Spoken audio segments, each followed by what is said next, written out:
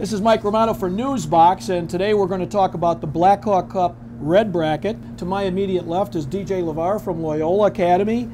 In the middle, John Grzbek from Benet Academy, and of course Evan Poulakidas. Evan, of course, with Glenbrook North Spartans. Gentlemen, red bracket.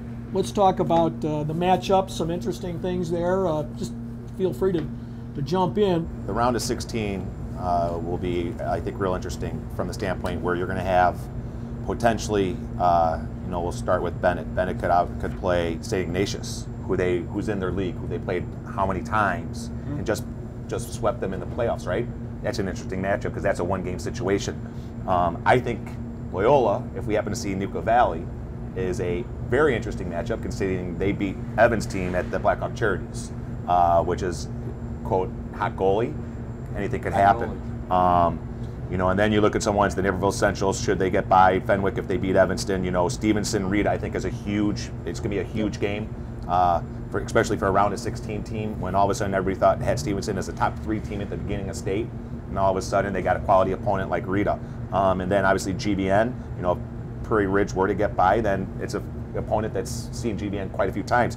If it's Neutral Blue's got a chip on their shoulder. So I think there's, as I said, a lot of matchups that it could happen. It's just one of those, you don't know on any given day what could happen. I think the quality of the round of 16 is huge.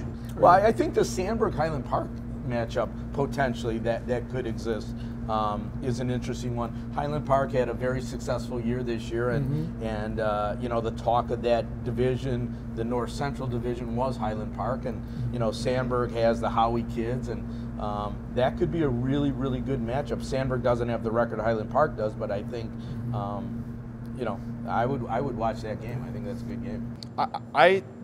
I think you've got to watch Providence. Oh yeah.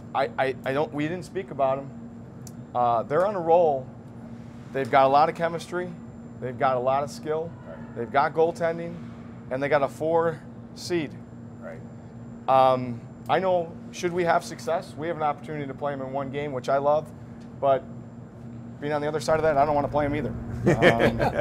I want to thank the coaches. The tournament does start March 3rd at the Edge Ice Arena in Bensonville, and it's going to be exciting hockey, and Noozebox will be a big part of it.